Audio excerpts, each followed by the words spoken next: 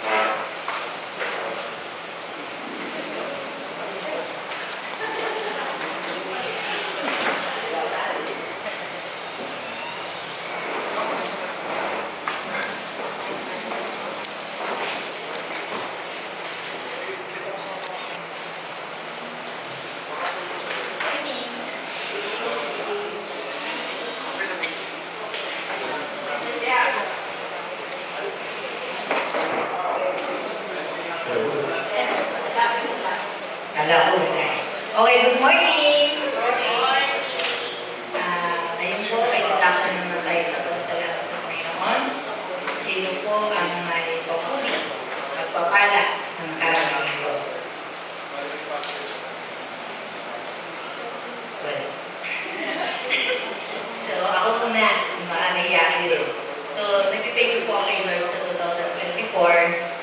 Bagaman maraming problema, maraming sakit sa kalooban, pero siyempre laging balanse yung buhay. Pag may malungkot, masaya. Pag may problema, meron walang problema. So, nandiyan po yung Panginoon na laging nagpapala sa atin sa iba't ibang pamamaraan ng Panginoon. Mararamdaman natin na lagi siyang kasama natin kahit saan man tayo. Kaya natutuwi po ako dun sa 2024. Malungkot, masaya, may problema o wala. Kay Lord lang tayo pakapit. So, again, 2025, siyempre yung kahilingan ko sa Panginoon ay ano ba yan?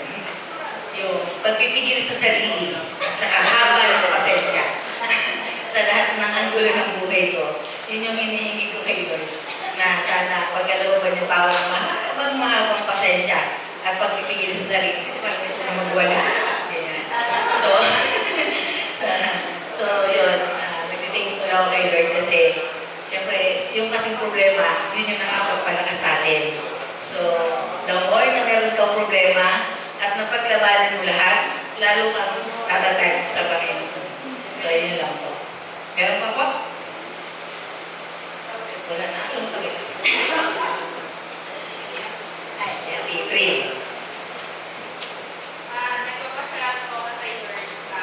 Ito po, hindi po masyado inaano kasi hindi naman siya highlights. Pero kahapon po, pasalamat po kami sa Panginoon sa natapos na medical condition sa Tanay Rizal. Tapos po, ang ano is yung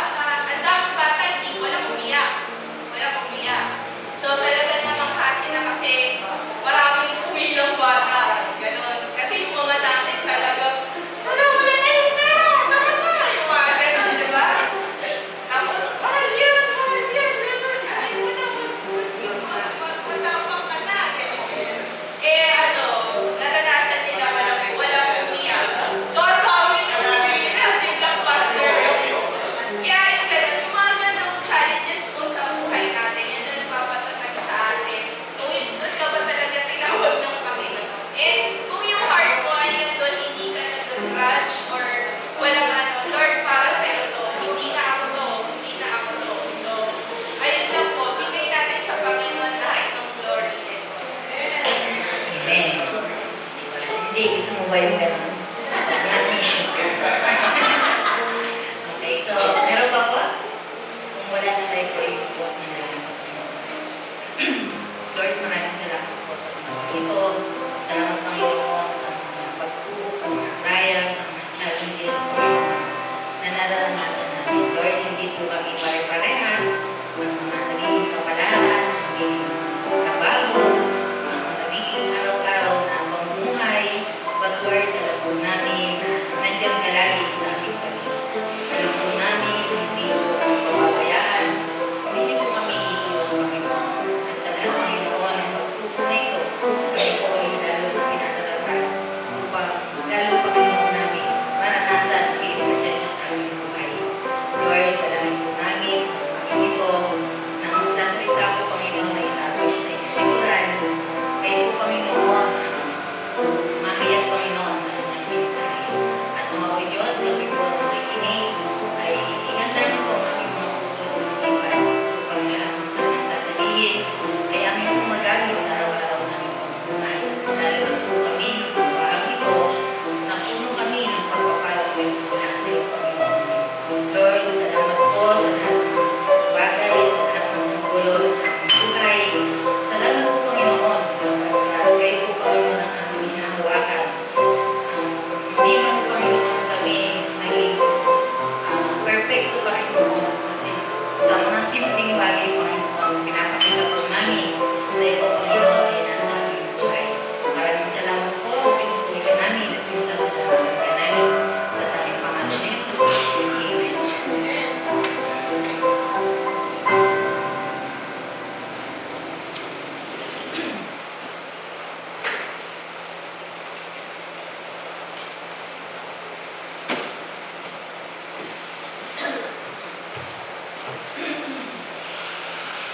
Every day in our lives, we are in a battle.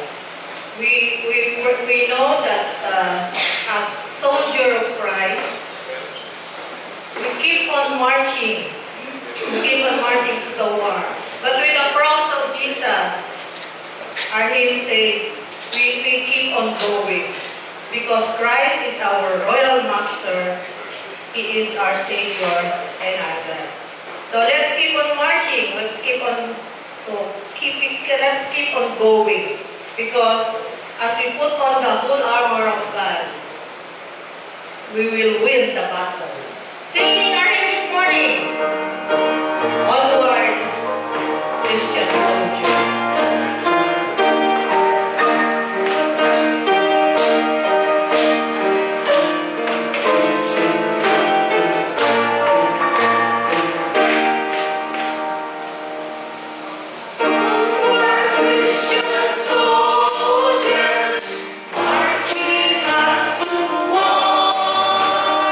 With the cross of Jesus.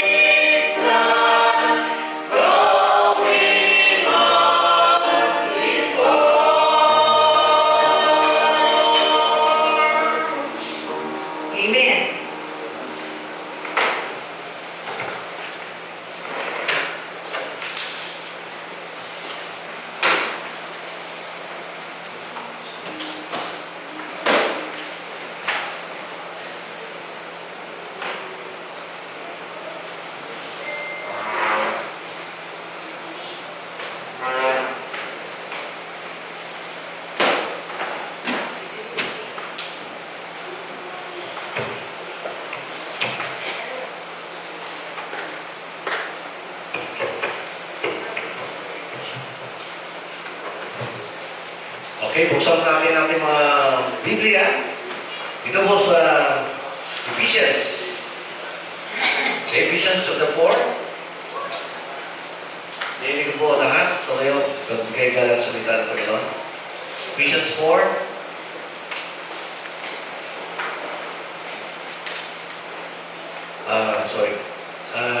Ephesians chapter 6, verse 10. Okay? Sabi dito, finally, be strong, the Lord, and in His mighty power. Put on the full armor of God so that you can stand against the devil's schemes. For our struggle is not against flesh and blood, but against the rulers, against the authorities, against the powers of this dark world, against the spiritual forces of evil in the heavenly realms. Therefore, put on the full armor of God so that when the day of evil comes, you will be able to stand your ground. And after you have done everything to stand, stand firm then with the belt of truth buckled around your waist, with the breastplate of righteousness in place, and with your feet fitted with the readiness that comes from the gospel of peace. In addition to all this, take up the shield of faith, which you can extinguish all the flaming arrows of the evil one. Take the helmet of salvation, the sword of the Spirit, which is the word of God, and pray the Spirit in all occasions, with all kinds of prayers and requests. With this in mind, be alert and always keep on praying for all the saints. Pray also for me, that whenever I open my mouth, words may be given me so that I will earnestly make known the mystery of the gospel, for which I am an ambassador of in chains.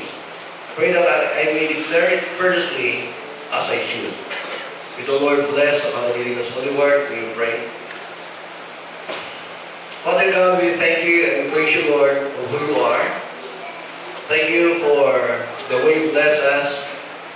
Thank you, Lord, for this wonderful morning that you have given to us, O Lord. Thank you for the good night's rest. Lord, thank you for letting us leave this 2025, O Lord.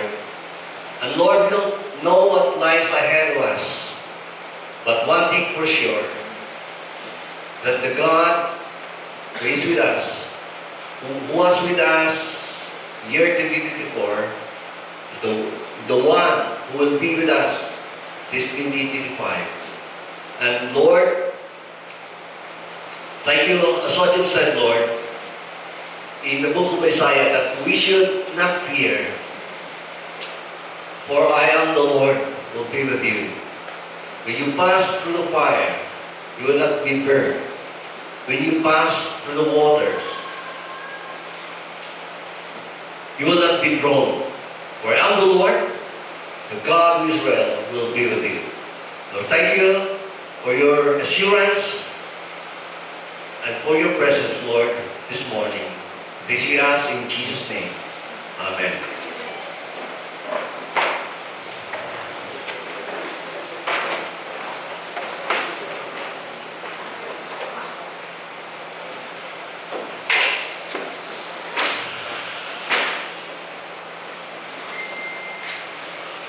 Okay, so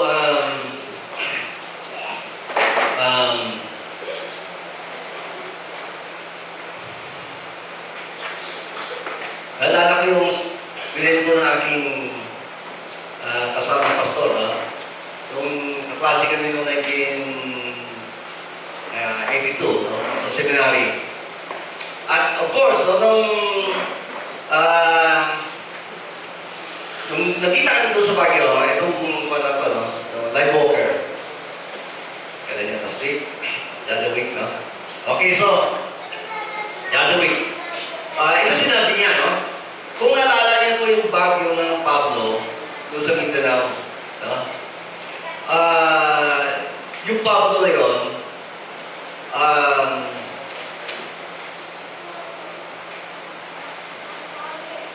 dapat ang pangalan ng Saulo, no? Saulo, hindi Pablo. Kasi Pablo, mabait na yan eh. No? So, di ba yung Pablo na yun, nalala yan? No?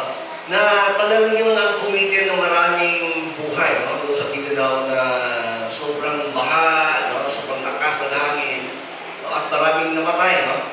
At nawalan ng bahay, tirahan, no? Yun, no? So, alam nyo, ito yung ginawa niya, no? Doon sa, ano ba yung lugar na? Agusan, no?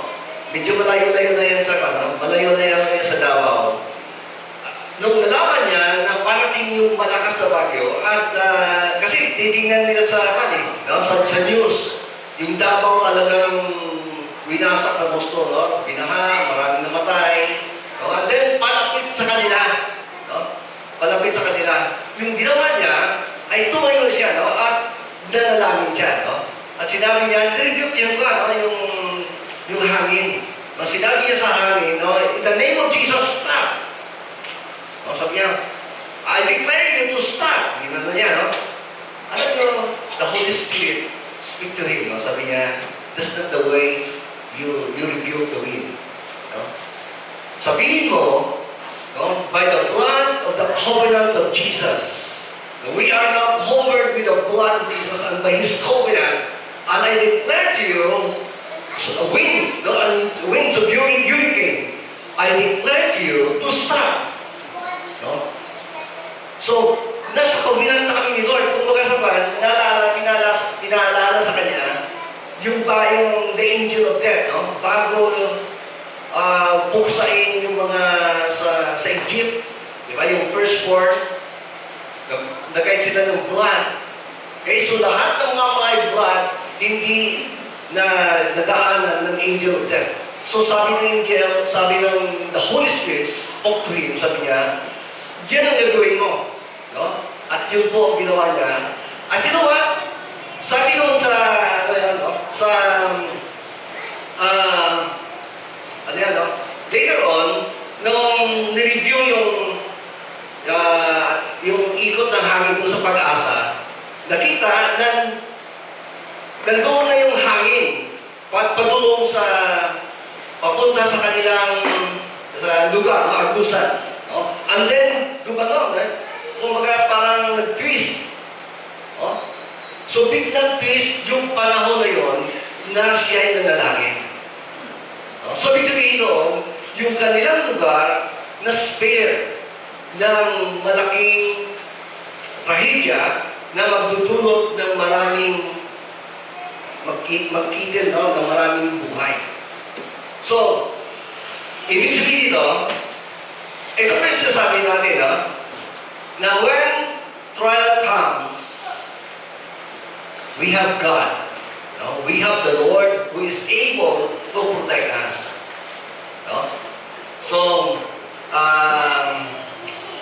ngayon, ito yung ating pag-aaralan, no? Yung the whole armor of God, no?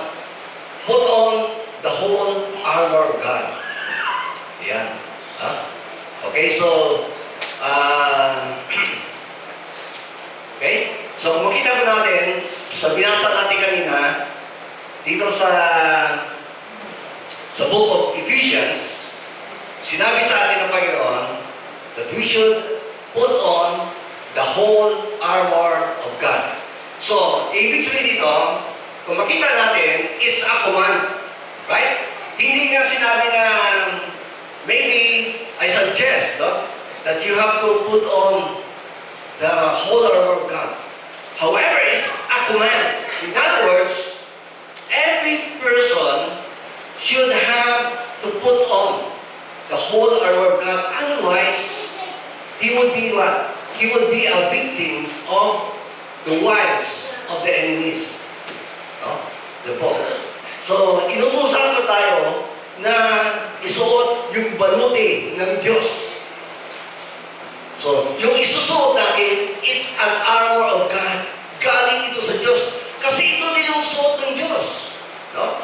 Kung makita natin, doon sa Old Testament, no? That God is clothed with His armor, no? With His ito yung mga sinasabi dito, no? Yun po yung suot-suot ng Diyos. No? So kung ang Diyos ay He's putting this armor, ito din, no, sa atin, no, bawat isa sa atin, ay inuutusan tayo, no, na isuot itong baluti ng Diyos. Okay? So, now, okay. Sabi niya, be strong in the Lord and in His mighty power. Put on the full armor of God so that you can stand against the devil's scheme. No? Sabi niya, no? For our struggle is not against flesh and blood, but against the rulers, against the authorities, against the powers of this dark world, and against the principal spiritual forces of evil in the heavenly realms. So actually ito, yung ating kalaban hindi nakikita. Tama? So, paano tayo mananalo kung sa sarili natin, no? Kung yung kalaban natin hindi nakikita? Diba? Kaya nga yung Amerika, nalala ko nung kailan ba yun, yung Desert Storm. Doon nag-umpisa yung siyatawag nila night vision ng Amerika. Kaya umatake sila sa mga Iraqi forces. Kasi nakikita sila eh. No? Nakikita sila. Yung kalaban, hindi sila nakikita. Meron silang night vision. Kahit napakalayo mo, kitang-kita ka kahit sobrang dilim, no? Dahil sa kanilang night vision. Now, tayo mga Kristiyano, ito po yung ating kalagayan. Yung kalaban natin, kitang-kita tayo ng kalaban, pero tayo hindi natin nakikita yung ating kalaban. Ito sinasabi dito ng Biblia. So, wala tayong kalaban-laban sa sarili natin, of course. No? Dito pinapahiwatig sa atin na sa sarili natin, lakas, no? Ay wala po tayong kalaban-laban sa kaaway. No? So we need God. No? We need His armor, no? To protect us. No? To defend us from the evil forces. No? Sabi dito, no? Yan. Kaya sabi dito, inutusan tayo dito na isuot natin yung baluti ng Diyos. So that when the day of evil comes, you may be able to stand your ground. And after you have done everything to stand, no? To stand. Oh, yeah, no? So, ayan. Okay, next please. Okay, sabi niya, stand firm, then, with the belt of truth buckled around your waist. Yan, ano yung belt of truth? Next, please. Sige ba? Yan, no? Ito yung belt of truth na sinasabi dito, no? Ito yung pamigkis, no? Tama ba yan? Bigkis na katotohanan. Is it right? Okay, no? So, belt of truth. Sabi ito. Ano po sinasabi dito na belt of truth? Ibig sabihin, nasa katotohanan tayo. Ano po sino yung katotohanan? Ibig sabihin dito, kung wala po tayo sa katotohanan, nasa kasinungalingan tayo, tama? Okay, yun lang. Kung wala ka sa katotohanan, di kasinungalingan ka. No? So, ibig sabihin dito, kung wala tayo kay Kristo, nasa kaaway tayo, ibig sabihin yan. No? Kasi si Kristo yung truth. Tama? Sabi ni Jesus Christ, I am the way, the truth, no? And the life. So, dapat kaya sabi ni Pablo, isuot niyo si Kristo. Yan. So, ito yung tinatawag natin, no? And of course, yung truth dito signifies also the Word of God. Yung katotohanan, yung salita ng Diyos. Okay? So, ito po, yung whole Bible, ito po sinasabi natin na buong katotohanan ng Diyos. Lahat na katotohanan nandito sa salita ng Diyos.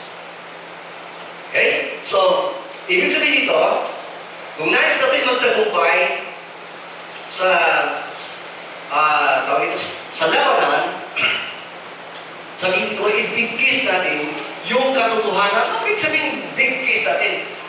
dito, mahalin natin. No? Yung katotohanan ng Diyos.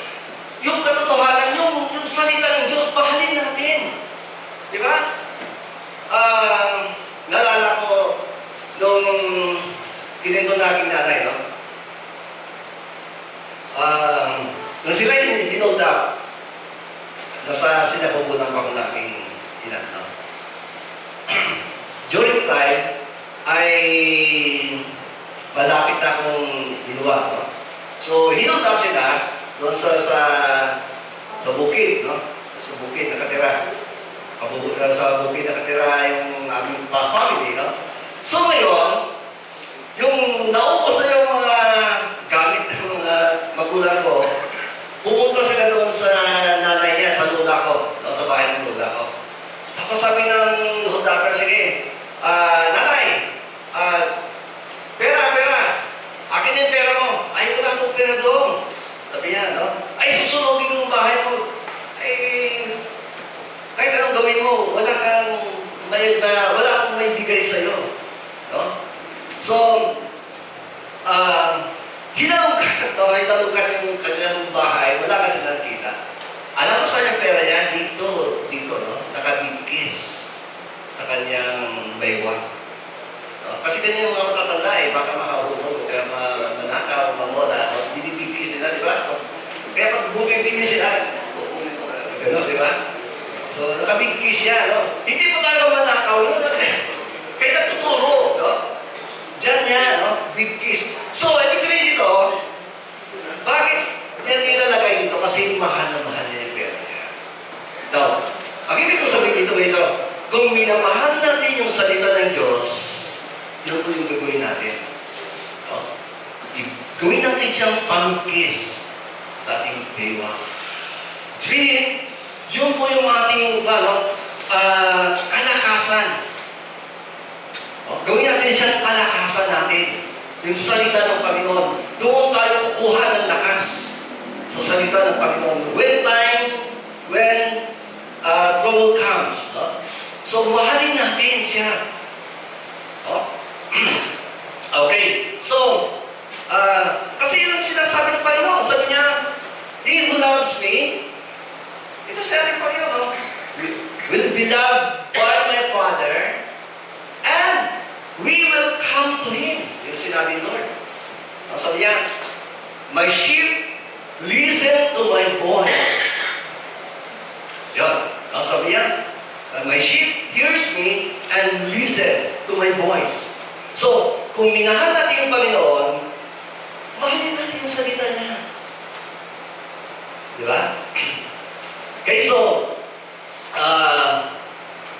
kaya yun ang sinasabi dito ng Biblia, no?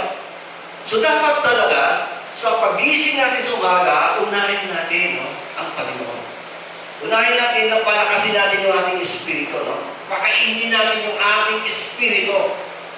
Kasi sabi niya, man cannot live by bread alone. Sorry na lang, no, na maraming tao ngayon, na pagising sa umaga, dampot ka ng kape, no? At newspaper, no? Cellphone, yan. No? Tama ba? No? Kasi yun ang minahal natin. Sabi ng Panginoon, unahin natin siya, no? Sabi niya, seek ye first the kingdom of God. Unahin natin yung kanyang kaharian. Na tayo pagharian ng Diyos at ang lahat ng ito ay idadagdag niya sa atin. Yun. No? So, yun pong ibig sabihin ito, no? Okay. So, yun pong ibig sabihin natin na yung belt of truth. No? Next, please. Okay, sabi niya, stand firm then with a belt of truth buckled around your waist. No? Okay. Okay, next please. Okay. So, makita natin, dito po sa, ang tawag ito? Smyrna. Alam niyo po, itong Smyrna na church, ito na yung church na wala pong masasabi si Lord. No? It's a perfect church. No? Ito yung church na he never gave tawag ito, no? Yung mga babala, warnings, no? Or mga accusations, no? Sa kanila. Okay. When in fact, puro commendation. No? Yung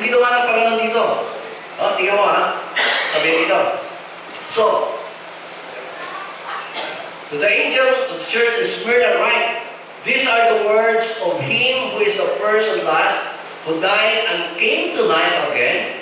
I know your affliction, so and your poverty, yet you are rich. I know how about the slander of those who say they are Jews and are not, but are a synagogue of Satan. Now, kung makita po natin dito, na itong church ito, this church is a faithful church. Nag-describe po siya, no? Na a faithful church. Okay? So, hindi ibig sabihin na ikaw ay mahirap, hindi ka na mahal ng Diyos. Or ikaw ay pinabayaan ng Diyos. O ikaw pinaparusahan ng Diyos. In fact, dito, itong church ito, they experience severe poverty and afflictions. No? So, kaya sabi ng Panginoon, I know that you are poor, and yet you are rich, sabi ni Lord. No? Then sabi niya, sabi niya, now, isa pa dito, sabi niya dito, these are the Lord who is the first and the last who died and came to life again. So, bakit sinabi ni Lord yung ganito sa kanila? Ibig sabihin, pinapahiwatig ni Lord sa kanila, bagamat sila'y nakakaranas ng mga pagsubok na dumating sa kanilang buhay, alalahanin nyo, no? Na ako ay nagkaroon din ng matinding pagsubok. Dumaan din ako sa matinding pagsubok. No? Namatay din ako, sabi ni Lord. No? Naparusahan din ako. At ako ay dumanas din ng matinding pasakit. Okay, sa krus. Diba? And now, I have now the authority to tell you. No? So, alam po, yung best na tao na mag-comfort sa atin in times of trouble, ay yung tao din na dapat nakaranas din ng ganung pagsubok. Diba? Yun po yung effective. No? Naalala niyo yung anak ni Peter Tanchi na rape, no? So, unang-una hindi talaga nila matanggap yun, no? Pero as the years go by, nakita nila bakit inalaw ni the Lord yung gano'n, no? Nangyari sa kanila. Because ngayon yung bata na yun, yung siyempre na siya, no? Nanay na siya, siya din yung nakaka-comfort sa mga tao na nakaranas ng ganong pagsubok. No? She was so very effective, no, in reaching those people, no, who are depressed, who are about to commit suicide. No? Sasabihin niya, naranasan niya. No? At nagtagumpayan niya. Makatagumpayan mo rin niya. So, although mahirap, yet nangyari. And now, itong mga spiritual Christians, they are experiencing severe trials, troubles, persecution. And yet, yung kanilang comforter, si Lord Jesus mismo. Kaya nga sabi ng missionary, no? Sabi niya, there's no greater sacrifice. If Jesus died for us, then there's no greater sacrifice that we can make for Him. Wala nang, hindi na natin kayang hihitan yung kanyang ginawa, no? Sa atin. Okay, so, yun. Okay? Now, then sabi niya, do not be afraid. No, sabi niya, do not be afraid of what you're about to suffer. I tell you, the devil will put some of you in prison to test you, and you'll suffer persecution for 10 days. Be faithful even to the point of death, and I will give you your victor's crown. Yan. So, ibig sabihin dito, ganito, no? Yung Panginoon dito, tayo, itong mga Kristiyano dito, bagamat sa kanilang naranasan, yung sinabi ni Lord dito, sabi niya, be faithful. No? Be faithful unto death. And I will give you a crown of life. And then sabi niya dito, no? The one who is victorious will not be hurt by all the second death. So, yung mga tao naging faithful sa Panginoon, hindi nila maranasan yung ikalawang kamatayan sa apoy ng impyerno. Kaya nga sinasabi nito na lahat ng tao, no, lahat ng Kristiyano, magiging faithful unto death. Diba? So maging tapat tayo sa Panginoon hanggang kamatayan. Ito po yung ating target. No? Na no matter what, hindi po tayo mag-give up sa Panginoon. We would not lose our first love sa Panginoon. Siya pa rin yung first love natin. No? Ano man yung mga gawa, kasi yung gawa ng kaaway ay gagawin ka na yung pahinain niya yung panampalataya mo. Ilalayo ka niya sa Panginoon. To the point na nalayo ka na sa Panginoon at hindi ka na magiging tapat kay Lord. Pero tignan mo, no? Itong church ito, the reason why talagang pinupuri sila ng Diyos dahil sa kanilang katapatan. So, ibig sabihin dito, ganito, no?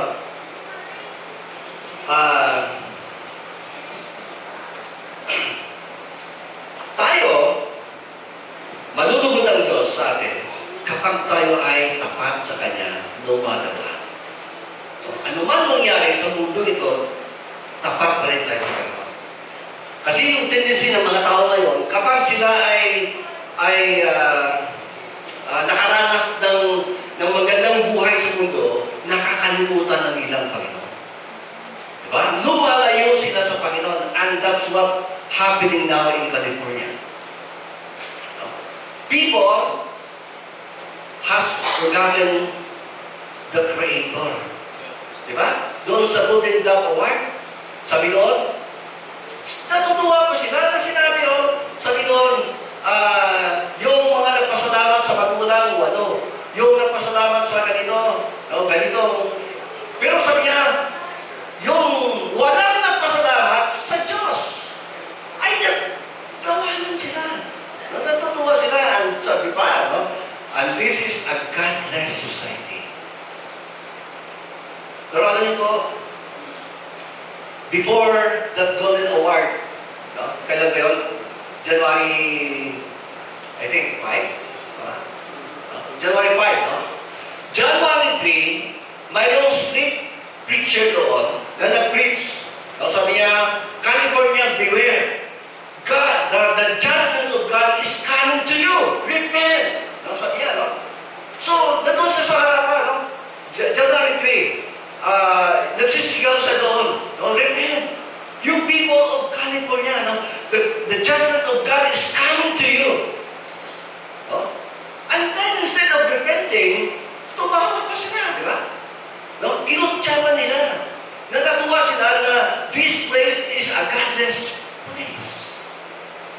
Di ba? And now, dumating po yung wildfire January 2, 2 days after that incident. Now, okay, so, ibig sabihin dito, we cannot mock God. Because God is a God of, He's a sovereign God. He created us, and we have no power to mock Him. Hindi natin siya pwedeng kukutsain. Kaya ba ito yung matindi, na because of,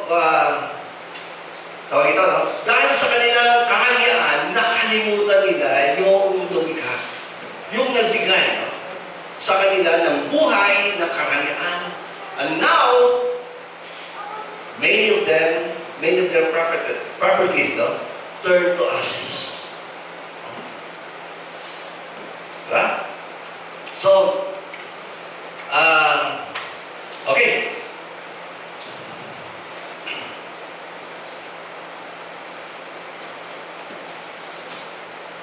Okay, next, please.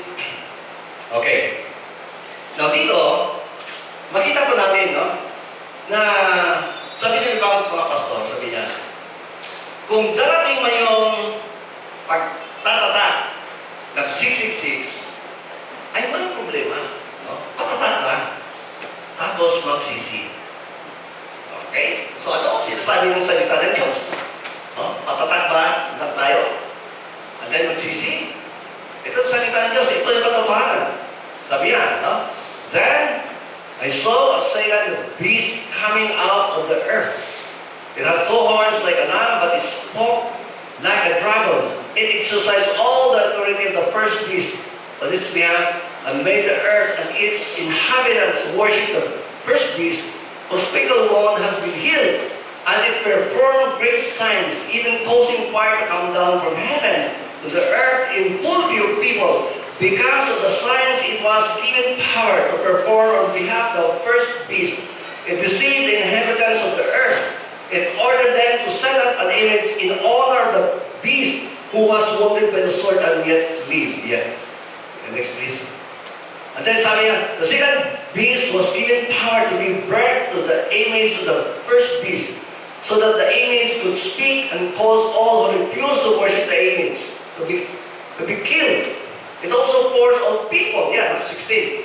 It also forced all people, great and small, rich and poor, free and slave, to receive a mark on their right hands or on their forehead, so that they could not buy or sell unless they had the mark, which is the name of the beast or the number of its name. Then again, this calls for wisdom. Let the person who has insight calculate the number of the beast, for it is the number of a man. The number is 666. Yan. Now, notice, sa ating generation ngayon, is it possible that it would happen in our generation? Yes? Talagang bang mayroong posible na magkakaroon ng tata dito sa forehead? Dito sa right hand? No? Hand, no? Sabi dito, no? Okay, so, is it possible that this prophecy would happen in our generation? Is it? Now, kung makita po natin dito, sa matinding, tawag ito, no? Yung tinatawag natin na technology ngayon. No? Ano ba ang sinasabi ngayon? Ay, ito for technology. No? Para magiging maayos sa buhay natin, magpatatak tayo para madali yung bumili. No? Okay? Madali yung transaksyon. So, maayos yung lahat. So, magpatatak na lang. No? Para maayos yung buhay at masaya. No? At, wow, ang saya-saya. Makita natin ngayon, no? Sa ibang bansa, nakita ko sa, na sa California, yung taxi nila doon ay wala ng driver. Diba? So, sabihan mo lang yung AI na yun, I'll go to this place. Dadalhin ka na doon. No? O kumbaga sa van, so walang driver, yes, legit, no? Kahit anong traffic, so hindi ka madidisgrasya, hindi ka na ipamahamak. Dadalhin ka niya ng ligtas sa isang lugar kung saan gusto mo. Okay, so that's technology, tama? And okay, that's technology, but be careful, no? This might be the start of this. No? Kasi later on, ito na, no? Na magkaroon na ng, because of technology, so yung number ay isuswipe na sa kamay mo o sa forehead mo.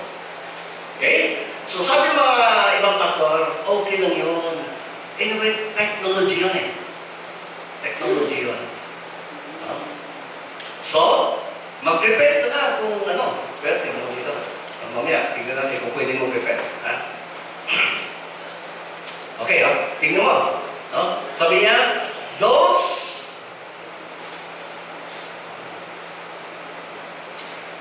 Sabi niya sa 17, no? So that they could not buy or sell unless they had the mark, which is the name, the beast, or the number of its name. Sa ibang bansa, nakikita ko na to, no? Na mayroon ng may mga markahan sila. No? Kasi it's a technology sinasabi nila, no? But, ito sinasabi natin, no? Kaya tayo, mga Kristiyano, huwag tayo magpauto. No? This is the devil's scheme.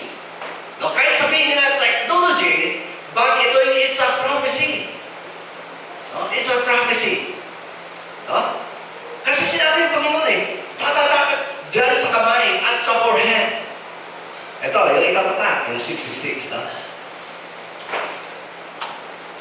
Okay, so, ibig sabihin dito, technology is good. However, be careful. No?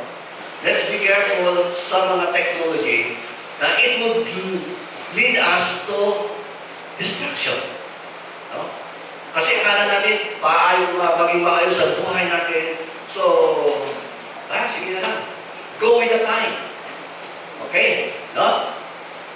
Kasi sa 16, no? Sabi niya, it also forced all people, great and small, rich and poor, free and slave, to receive a mark on their heads or their foreheads.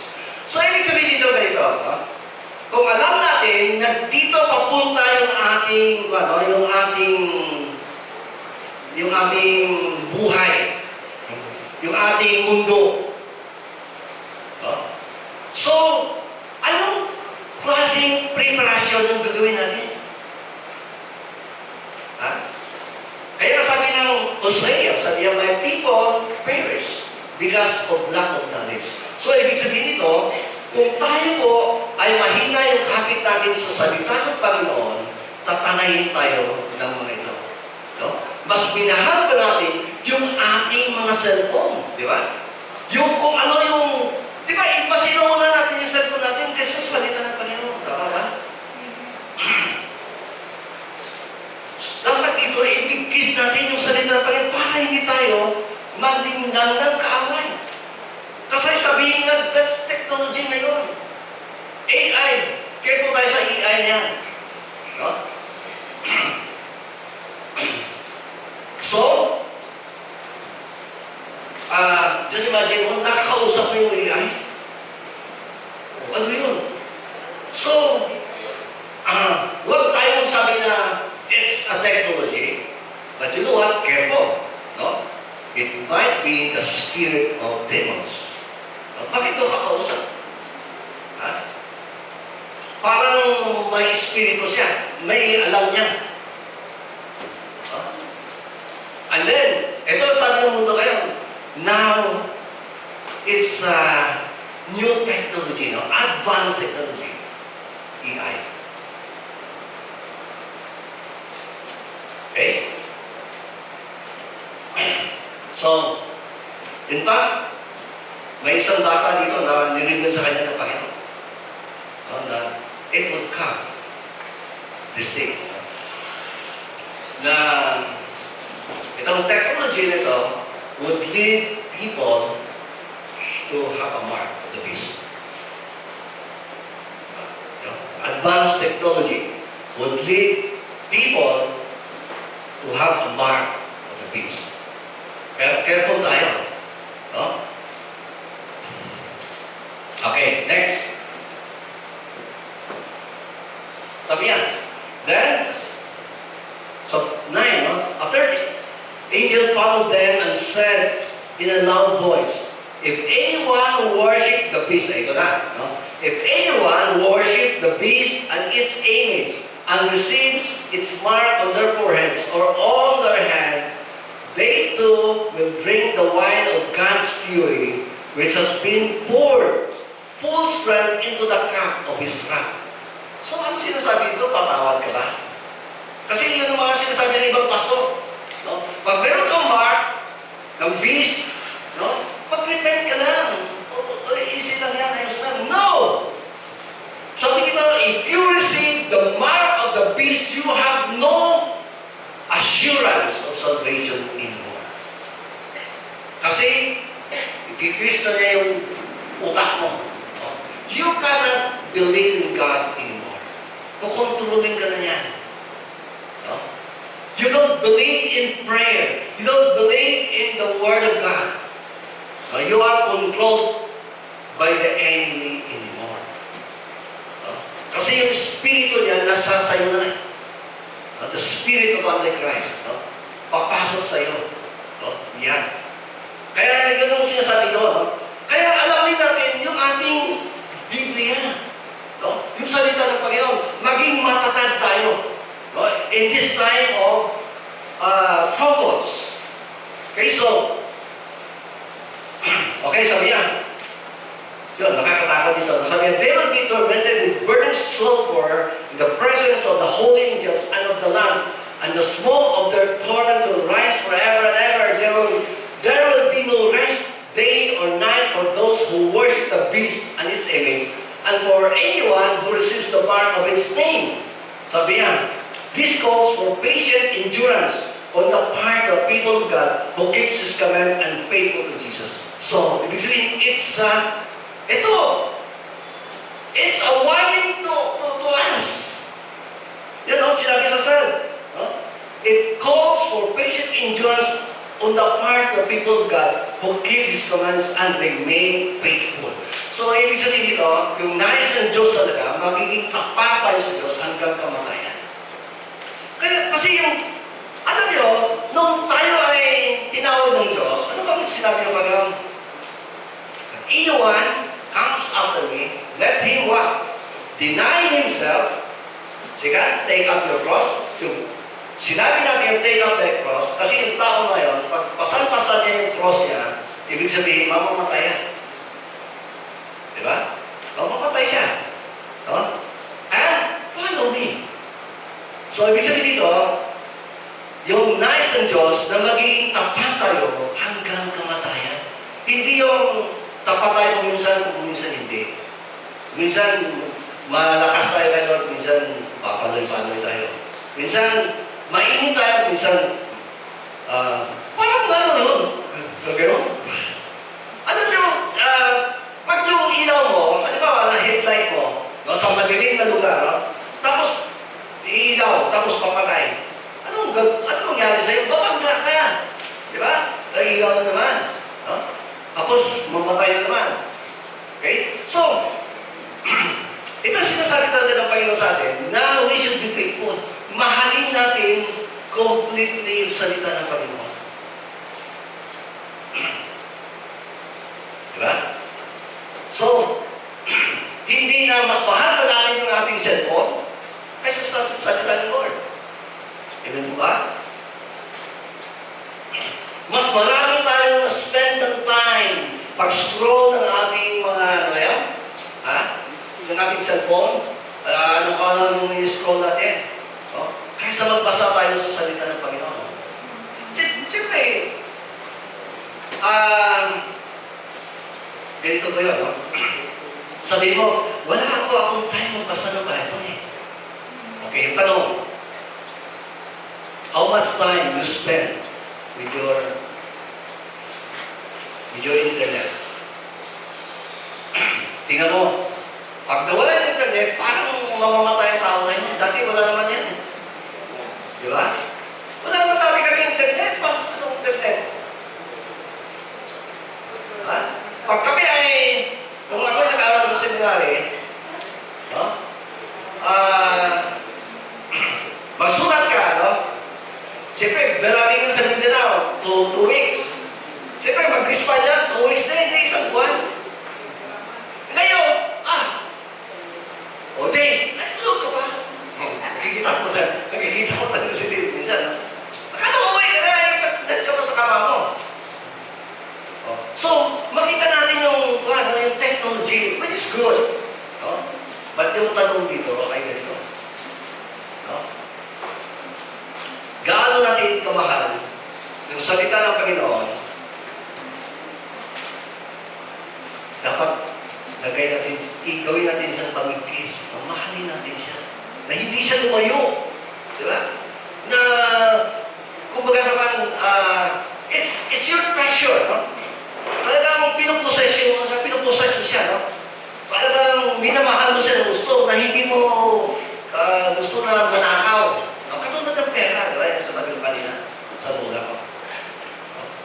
ginawa niyang pamigkis sa kanyang bewang. Okay, so yun po. Alright? So, ito yung sinasabi dito, be faithful unto them. Yung sinasabi ng Panginoon. Okay, next, please. Okay, sabi yan, no? Kasi bakit? Kasi sabi niya, i-rewardan tayo ni Lord. Sabi dito, no? There is so thrones, and then judgment was committed to them. Then I saw the souls of those who had been beheaded for the witness to Jesus and for the word of God, and had not worshipped the beast or his image, and had not received his mark on their foreheads and on their hands, and they lived and reigned with Christ for 1,000 years. So, ibig sabihin dito, we will reign with Christ, no? If we become faithful unto death. Maging tapat tayo sa Panginoon hanggang kamatayan. No? We will reign with Christ forever. No? Pagdating niya, we will reign with Him 1,000 years dito. Sabi dito, sa mundo. No? Alright, no? And then, ito pong maganda. No? Next please. Sabi niya, then the angel showed me the river of the water of life, as clear as crystal, flowing from the throne of God and of the Lamb, down the middle of the great street of the city. On each side the river stood a tree of life, bearing 12 crops of fruit, yielding its fruit every month, and the leaves of the tree are for the healing of the nations.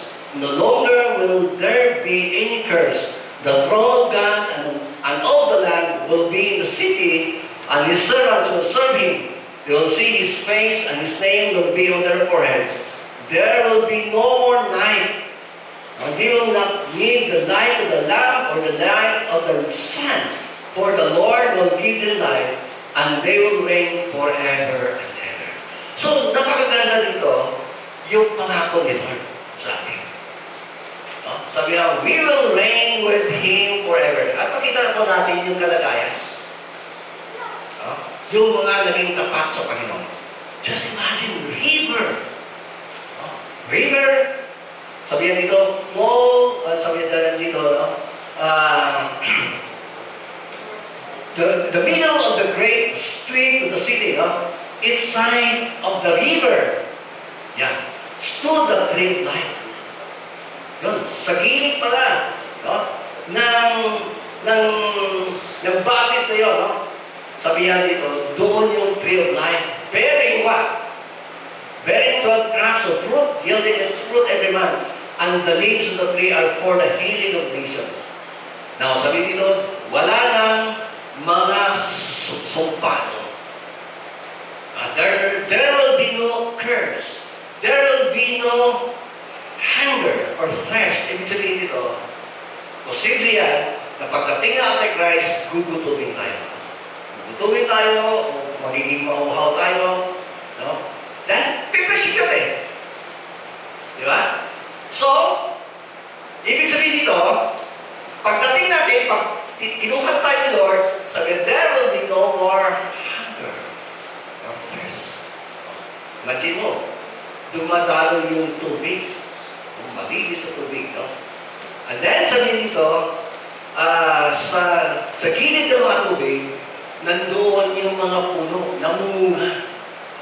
Walang tigil sa kanilang pamumunga. So, ibig sabihin dito,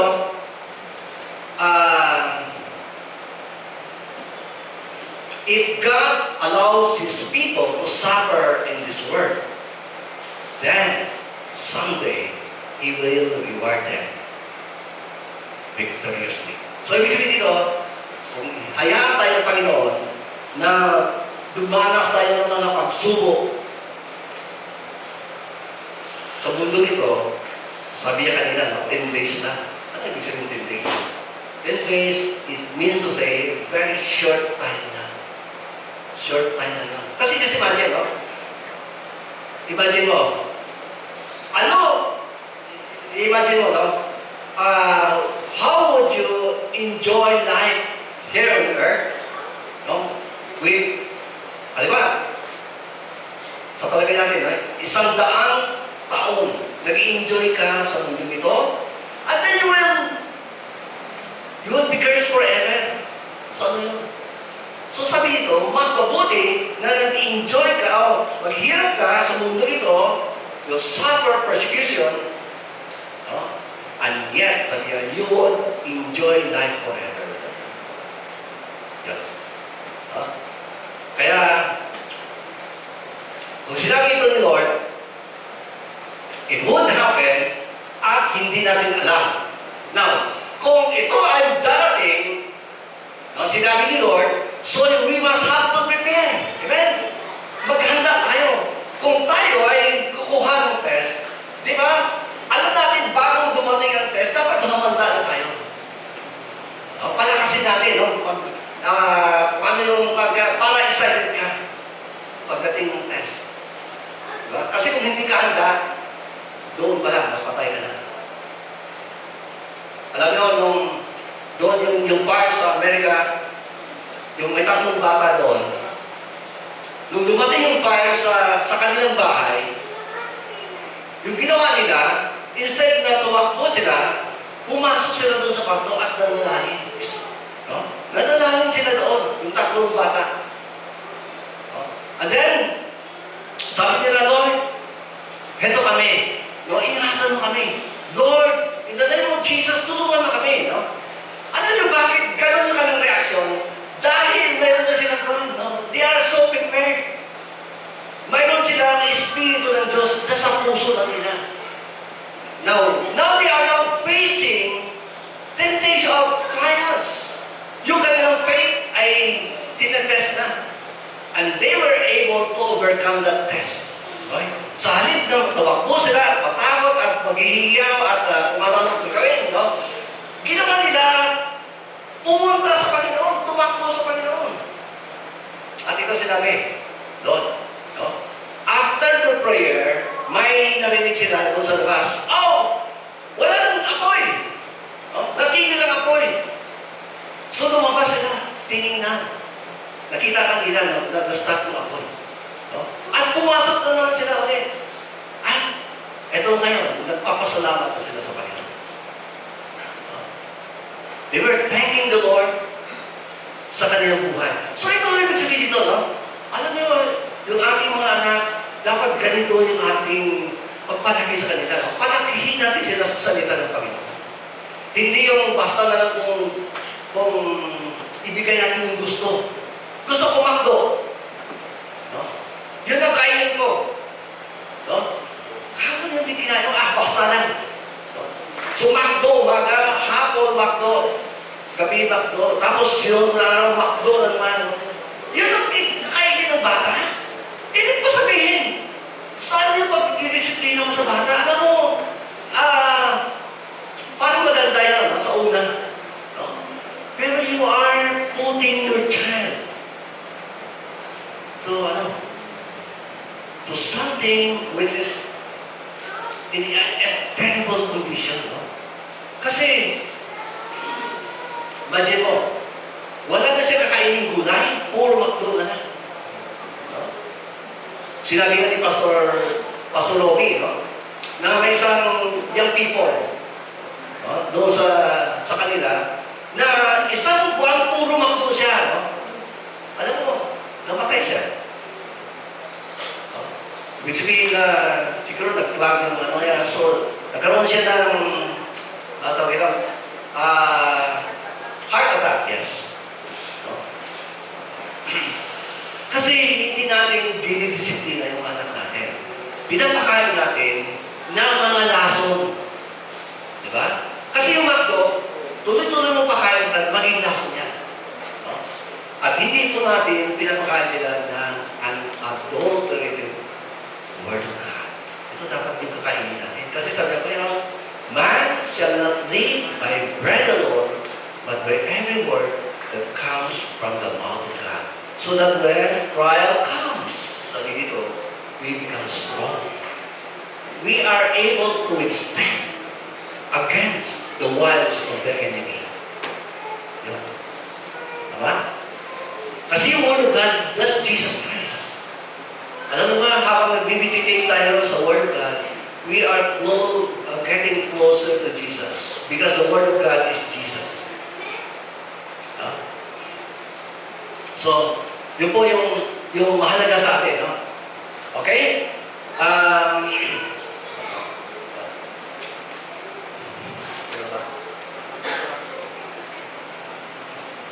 Okay, so, mayroon pong isang firefighter, testimony ito ng firefighter, no? Na from Canada, nag-join forces sila sa California. Ito yung kwento niya, no? From Canada. Okay, so, nung nagkaroon sila ng utos sa kanilang mataas na you go to California and then you participate doon sa fire na yun. No? Para apulahin yung fire doon sa California. Now, nung nagpaalam sa kanyang misis, of course, yung sinabi ng misis niya, no way. No? Hindi pwede. No? At of course, yung mga bata, no, maliliit pa yung anak niya, so, umiyak sila, no, daddy, no, don't go. No, we will miss you. You might die there, no? Sabi ng mga bata, no? So, you might perish there. So, don't go to California. Pero ito sabi niya, no? You know what? This is my mission. At hindi ko pwede ito tanggihan. No? This is our mission. No? To help people and then and to follow my mission. Okay. So, wala sila magawa. So, habang sumasakay sa aeroplano, ito na yung sinasabi niya, no? Pagdating niya sa California, ay nadarapnan niya yung matinding mga nagsunog. Okay, so, ito na, no? Nung pagdating na nila sa California, ito yung nangyari sa kanila. Habang inaapulan nila yung apoy, sabi niya, hindi pa nila naranasan yung ganong kahirap. No, na halos mamamatay silang lahat. In fact, sabi ng mga kasama niya, hindi na natin kayanin. No? Give up na tayo. No? Babalik na tayo. Mamamatay na tayo dito. No? So, sobrang init, sobrang hirap, na parang walang kwenta yung kanilang ginagawa doon. No? Habang pinapatay nila ang apoy, lalong lumalakas yung apoy. Sinabi niya. No? At ito sinabi niya, no? And then finally, binagsakan siya ng puno. Nabagsakan siya ng puno. And then, siyempre, hindi siya no? So doon siya na-collapse. Okay? Although tinulungan siya ng mga kasama niya, pero sabi niya, he lost his senses. At nawala siya, no? Nawala siya sa sarili niya. Nakita niya yung katawan niya na umakit yung kanyang espiritu. Umakit yung kanyang espiritu. Habang tinutulungan siya ng kanyang mga kaibigan. Tapos ginigising siya, pangalan si Christmas. No? Christmas! Wake up! Wake up! No? And then, finally, may something na creature na nag-appear sa kanya at sinabi sa kanya doon, sabi niya, tumawa sa kanya. Sabi niya, you can never put off this fire. Hindi nyo kayang apulahin, no? Yung apoy nito. Hindi nyo kayang patayin yung apoy nito, no? Dahil sabi nito, kagagawa namin ito. No? At nakita niya na yung talagang malakas yung, yung sunog. No? Sabi niya, you can never do it. No? At tapos pinakita sa kanya yung impyerno. No? Sabi niya, it's like this fire na hindi matutupo ni naman yung apoy sa impyerno. Okay, so, finally, may nakita siyang ilaw, malayo, at ang anghel ng Panginoon pala. At lumapit sa kanya, and then finally, yung Panginoon nagsabi sa kanya, ito sinabi ng Panginoon, no? Sabi niya, tell these people that they cannot put off this fire by themselves. This thing they must do. They have to have faith and prayer. Meaning, You have to restore your faith in God, and you have to repent of your sins. And this thing would put on this fire. Kaya, nung binalik siya ng Panginoon, this is his message. Kaya makita nila na kahit anong gawa ng mga eroplano, lalong lumalakas. No? Dahil sa ng Panginoon, yung tanging makapigil lang sa apoy nito, yung ating pananampalataya at panalangin. Ito siya sabi natin, no? For our enemy is what? No? They are evil forces na hindi natin nakikita. Pero ay gumagawa. Okay, so, ibig sabihin, dito, no? Mahal ng Panginoon yung California. Kasi bakit? No? Ayaw ng Diyos na maranasan nila yung apoy na hindi talaga matutupo. Pinakita ng Diyos na ito yung sasapitin nila kapag hindi sila lumapit sa Panginoon. God is calling people to repent everywhere, to every nation. No? Kaya huwag nating maliitin yung impyerno kasi hindi talaga matutupok yun. Ang makatanging makatupok ng sa apoy, sabi ni Lord Jesus, I have the key of heaven, of death. No? Yung susi na matagumpayan natin yung kamatayan ay sa pamagitan naman ni Kristo. Kaya sabi ng Panginoon, be faithful unto death, and I will give you a crown of life. And you will not suffer from the second death. Shall we pray? Father God, we thank you and praise you, Lord, for who you are. Dalangin namin, Panginoon, na we should be serious about our lives, O God. We know that our lives, Lord, are temporal. Tulungan mo kami, Panginoon, na magiging seryoso, Panginoon, sa aming panampalataya. O God. At salamat po, Panginoon, sa iyong pangako. When you pass through the fire, you will not be burned. When you pass through the water, you will not be drowned. For I, the Lord, will be with you. Will stand beside you. In Jesus' name. Amen.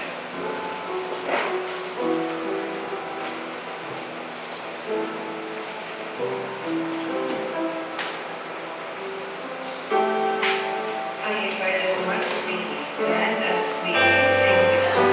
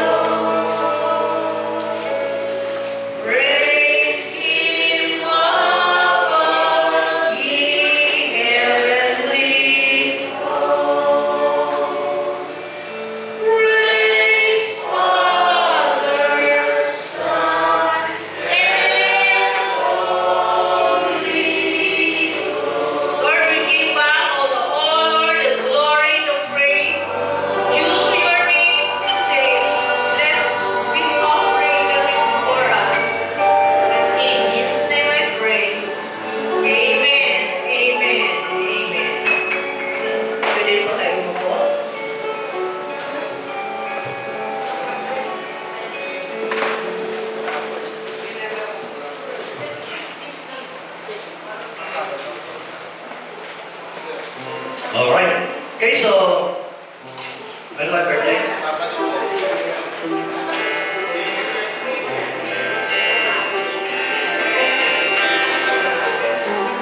Saka, meron pa?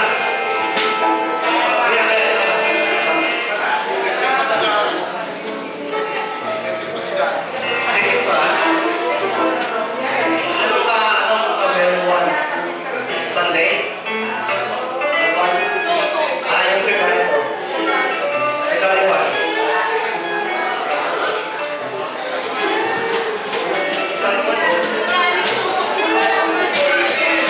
Next week, maganda ka.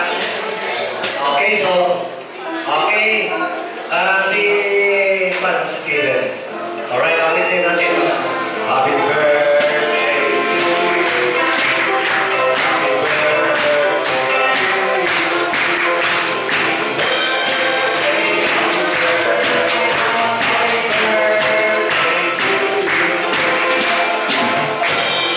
Panagan, salamat Panginoon sa buhay ni Steven. I pray, Lord, na igata mo siya at gabayan, Lord, na maging humble, Lord, at faithful unto them, O God. In Jesus' name, Amen. Alright, so, okay, sa ating announcement, mayroon pa tayong announcement? Okay, kung nakita niyo po sa inyong GC, no? Pag-pray niyo po sila, DJ at saka si Faith, no? Kasi, na matutuloy na po yung pagbubuntis ni Faith, no? Kasi excited na po ako na maghatid sa kanila. Matagal ko na nagbili ng e-bike, no? Para may hatid sa school. Alright, no? Sana ipagkaloob na ni Lord, no? Amen, no? So, introduction pa lang, no? Amen, no? So, well, anyway, hindi natin alam, no? Pero sinasabi ko rin, no? Yung prayer ko sa Panginoon, Lord, kung i-allow mo itong child ito na manatili, no? Make this child, Lord, use this child to, ano yun, to turn the world upside down. Yan. Gamitin mo siya, no? For your glory. Yan. Alright? No? So, okay? Yun po. Okay, sabi ni Titi, huwag sabihin eh. Siya naman nagsabi, sabihin ko lang.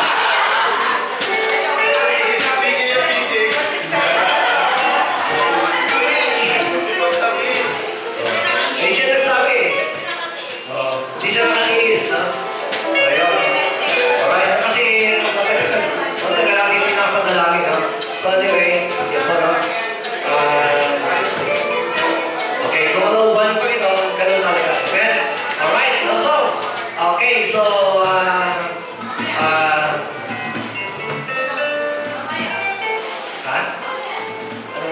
may meeting tayo mamaya, no?